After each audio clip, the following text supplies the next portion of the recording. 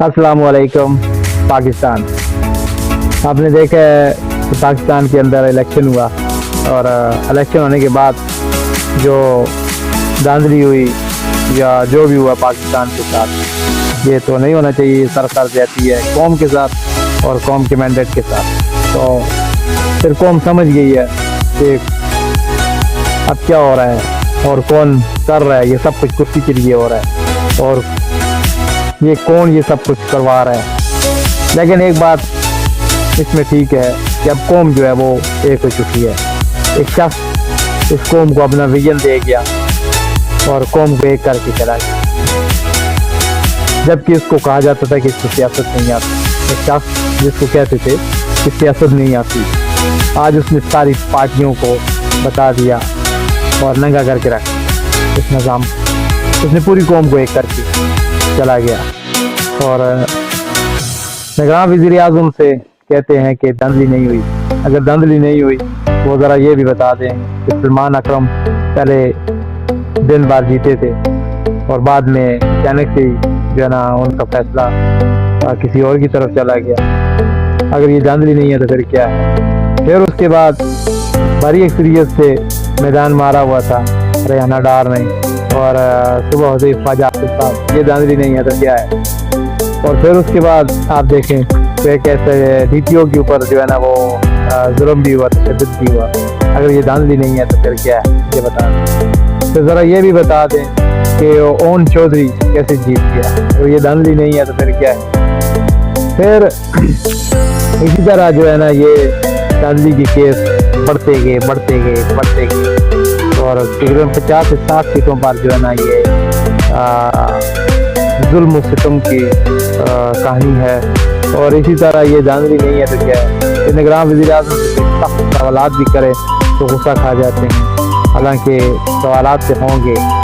और इसके बाद इनकी तरफ आते हैं इन लोगों ने खान के साथ बेवफाई की, वो हमेशा के लिए सियासत से दरकिनार हो गए। क्यों? जैसे मिसाल जंगीर तरीन को ही ले लें, खुद भी उसने देख लिया उसकी क्या सिर्फ और सिर्फ खान की वजह से, इनके नाम पे और खान की वजह से, और खुद भी अपना मनवा लिया इन्होंने। आज क्या हुआ इनके साथ, इसलिए वो तो बर्दार हो गए हैं, मतलब सियासत को छोड़ के चले गए। इसी तरह कुछ लोग दोनों हाथों से उनको सलूट किया जाता है, जिनको जितवाने के लिए पेशकश भी हुई और जितवाए भी के, लेकिन उन लोगों का जो ट्वीट और कॉन्फ्रेंस नहीं हुई उनमें उन्होंने ये कहा कि हम ये बेगैरती की सीट नहीं लेते, उनको दोनों हाथों से।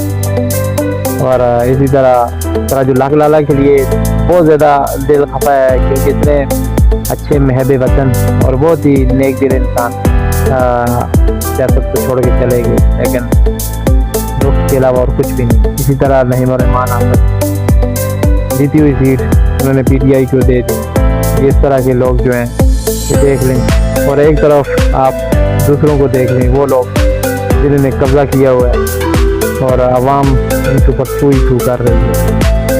इसी तरह जी ये बेगैरती है जी। सब लोगों को यार क्या मैसेज जा रहा है, आप इलाके के अंदर चेक कर सकते हैं, देख सकते हैं ना इलाके में तुम्हारा क्या रोल होगा और इलाके के लोगों में तुम जब सामना करोगे तो कैसे करोगे, ये बता दूं। तो फिर बाकी कुछ ज़मीर फरोश जिन्होंने इमरान के नाम पे वोट दिया और जीत कर आवाम को धोखा दिया, क्या वो आवाम के सामने वापस आ सकेंगे। जिन लोगों ने पहले भी 2018 में या उसके बाद जो लोग भी लोटापन का शिकार हुए, वो आज तक आवाम का सामना नहीं करता, चाहे वो कोई भी हो, PMLN से हो या PTI से या PP से हो या कोई भी हो, तो लोटे की जगह कोई भी नहीं होती, ठीक है कि नहीं। तो ये लोग, अब ये जो लोग लोटापन करते हैं, ये बल्कि अपनी सियासत को ख़त्म करते ही करते हैं, साथ में अपनी नस्लों की सियासत कर जाते हैं, क्योंकि हमेशा के लिए। तो यार ये आज तकरीबन कोई 5वां दिन है, 5 डेज हो चुके हैं इलेक्शन के, और अभी तक जो है ना इनसे कोई हाथी फैसला नहीं हुआ एक मुल्क के वज़ीर आज़म का। यार इंसाफ किधर चला गया। ये नईम साहब, आप इसको सुने, हाफिज नईम साहब को, वो क्या कहते हैं, ये ज़रा देखिए इसको और आप खुद इसको फिर गौर करें इस बात के ऊपर। मुझे लोग मिल रहे हैं, कह रहे हैं कि अब हम इस मुल्क में नहीं रहना चाहते। जालिमों, तुम लोगों को क्या बना रहे हो? तुम नौजवानों को क्या मैसेज दे रहे हो? जमहूरियत पे से एतमाद उठा के तुम क्या उन्हें दहशतगर्द बनाना चाहते हो? उनके हाथों में बंदूकें पकड़ाना चाहते हो? उन्हें स्ट्रीट क्रिमिनल बनाना चाहते हो? किसी माशरे में जहां इंतखाब होता है, जब इंतखाब के तरीके से लोग सामने नहीं आएंगे तो स्प्लिंटर ग्रुप बनते हैं। और भाई हम मौजूद हैं, हम मेन स्ट्रीम में लोगों को रखते हैं। हम इन गुस्सा करने वाले नौजवानों को धकेल के लाते हैं कि नहीं, यही तरीका इंतखाब का। लूला है, लंगड़ा है, अंधा है, बहरा है, इसी में लड़ेंगे, इसी में जिएंगे, इसी से कुछ हासिल करेंगे।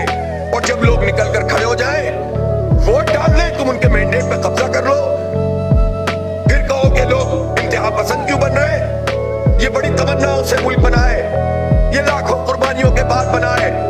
इस पर कब्जा करने वाले एहसास नहीं रखते कि इसके लिए लोगों ने क्या क्या कुर्बानियां दी हैं।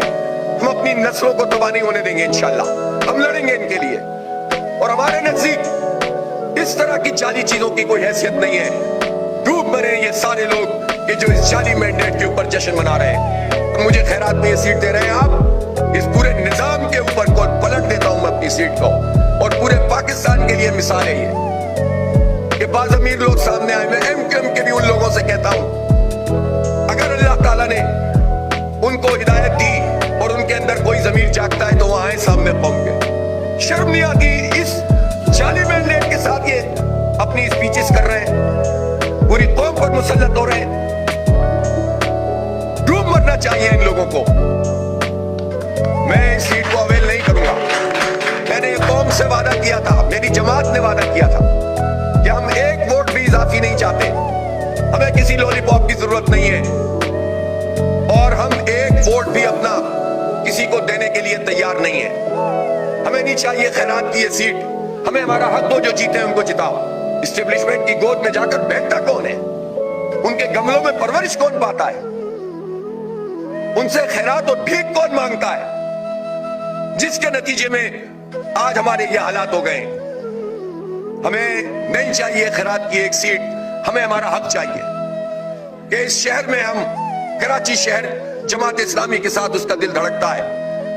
दुनिया के नजदीक मेरा ये फैसला और मेरी टीम का ये फैसला बहुत खराब फैसला हो सकता है कि हाफिज साहब एक आवाज थी आप, मेरा एक आदमी भी वहां पर मौजूद होगा इंशाअल्लाह जमात इस्लामी का, वो अपना हक अदा करेगा। और अगर इन्होंने हमें उड़ा भी दिया है तो इंशाअल्लाह अवाम के दिलों से तो नहीं निकाल सकते तुम हमें। हम अपनी कौम का, पाकिस्तानियों का मुकदमा लड़ेंगे, जमहूरी तरीके से लड़ेंगे, पुरअमन मुजाहिमत करेंगे। कि ये पाकिस्तान कहाँ जा रहा है। आपसे मिलते हैं अगली वीडियो में, तब तक अपना ख्याल रखें और लाइक और कमेंट शेयर लाजमी करें।